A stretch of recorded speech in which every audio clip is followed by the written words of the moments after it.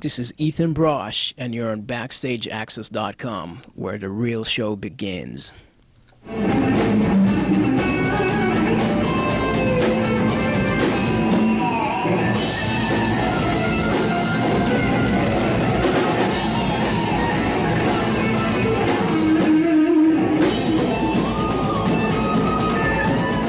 Gus Gressinger here at Backstage Access in Amherst, New York. Before Jakey Lee takes the stage, there's a band that's actually opening up for Jakey Lee, the Ethan Brosh Band, the Ethan Brosh Band. Ethan, how you doing, man? I'm doing great. Thanks so much for having us. So tell us how you got the gig with Jakey Lee, but introduce the guys in the band. And Sure. Well, let me do that Yeah, first, go ahead. I guess. This is Nate Montalvo right here. He plays guitar. Just about the best guitar player anyone can ask for, so I'm privileged for that. This is Dan Whitelock here. He's 20 years old. He's a full scholarship student at Berklee College of He's a Music. Boston guy. He was telling us earlier. Yeah.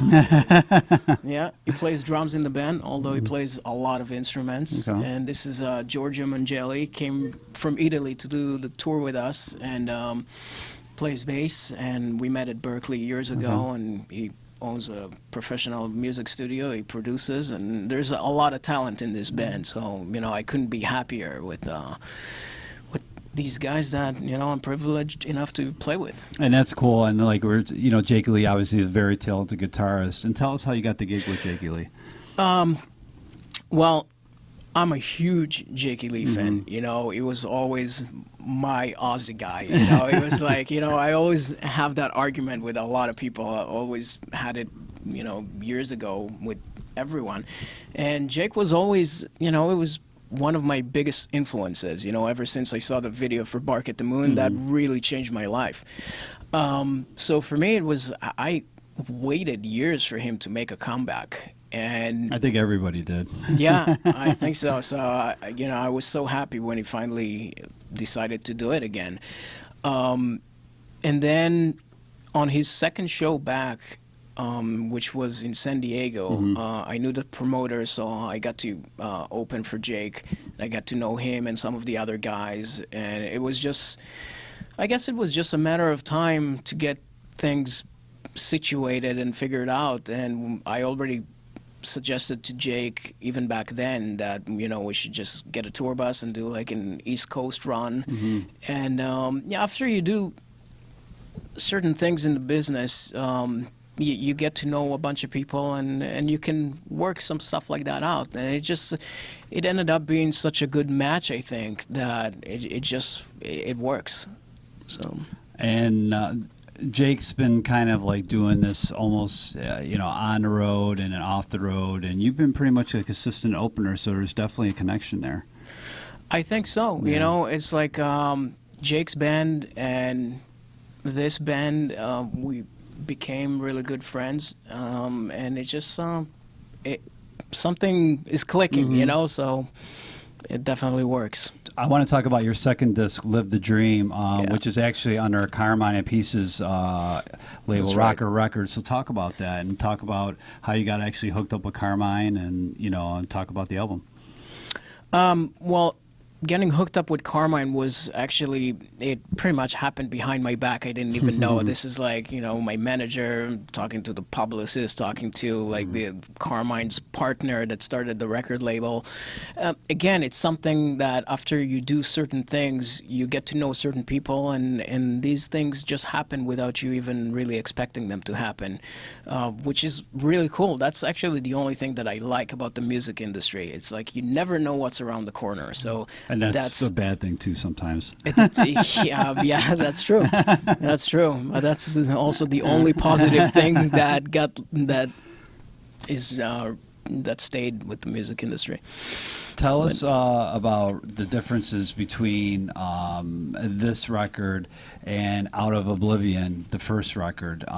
You know, did you want to do something a little different with this past record? I mean, did you take a different approach? Well, I was a little bit older. There were like 5 years. Right. There's 5 years difference between the two. And it was, I knew a lot more of what I was actually doing. When I made Out of Oblivion, I really had no idea how to make a record, and it just it was really painful to make that record. I mixed it like 3 times, mastered it maybe 3 more times, and I just, those mistakes cost me a lot of time and money, and Right. so when I made Live the Dream, it just I really knew what the process was like, and it was a lot more painless, and I think I was also a better player. I wanted to write tunes that were a little bit different than Out of Oblivion, and go to, have it be, and on some tunes, be a little bit more riff oriented, get some acoustic guitars that I didn't really have a chance to do on the first record. But at the same time, I really wanted to keep it in the same vein, Right. It's like most of my favorite bands in history, like every time that they went to a different direction, it was never a positive thing. So I don't know. I want to keep it. I want to keep it rocking. Right. Let's just say that. So, anyways, you got hooked up with Carmine, and then obviously his brother Vinny doing Drum Wars. You did a show at the Aridium last summer, and recorded for a live CD, and it's out right now, and it's actually a very, very cool product, and people haven't seen it, go and check it out. But tell us about how you got to actually play with the guys and end up on the recording. This was something that once I got the record deal with Carmine's label, we started communicating a lot more. And unfortunately, the guitar player who was supposed to play that Aridium show, he actually had a stroke. And, so I guess the obvious thing at that time was he just asked me to fill in. So I learned the songs, and we did that show. And that show at the Aridium was actually the very first time that I played with them. Okay. And the Aridium, it's a it's where Les Paul played. Everybody knows what the Aridium is. It's a famous little club it's a in New York. legendary club. But then again, the stage is really small. Oh, very and tiny. So it was difficult. I didn't even have my own monitor, because when you have 2 drum sets on that small takes stage, up all the room. yeah, pretty much. So, I mean, for me, it was difficult to get through it. And the CD is pretty much my playing. There's nothing that was fixed or anything like that. So, it's a very down and dirty kind of recording, which is cool in a way. And, for me, it was something like, I was behind the drums, because obviously Drum Wars features the drums. Right. So, every time I had to take a solo, I would just press a few pedals, jump over my pedal board, go around Vinny's drum set, had my cord get stuck in like one of the stands, and then play a solo. The singer, Jimmy Cream. Yep, Jim Cream from Buffalo. Yeah, he would put me in a headlock, while I'm playing. Then I would finish the solo. I would have to go all the way back around, press the pedals from the opposite side, jump over the pedal board, and go back to normal. And that's the first time that I played with them. So as you can imagine, it's not like a studio recording kind of product. But it's cool, it will always be there, I'm on a recording with Carmine and Vinny. And at the Aridium, on top of it. Yeah. I mean, So 20 years from now, this is going to be something really cool.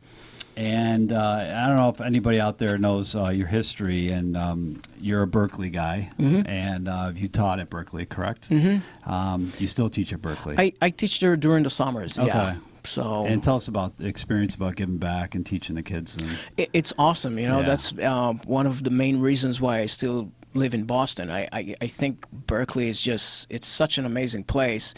And we all pretty much went to Berklee. Yeah, I was going to say, you have obviously a lot of experience with Berklee. And Georgia, too. Yeah. And Nate did some summer classes there, too. So, we've all went through Berklee. And this is something, like when you do stuff in the music industry, and when you're on the road, and when you deal with record labels and promoters and things like that, it gets...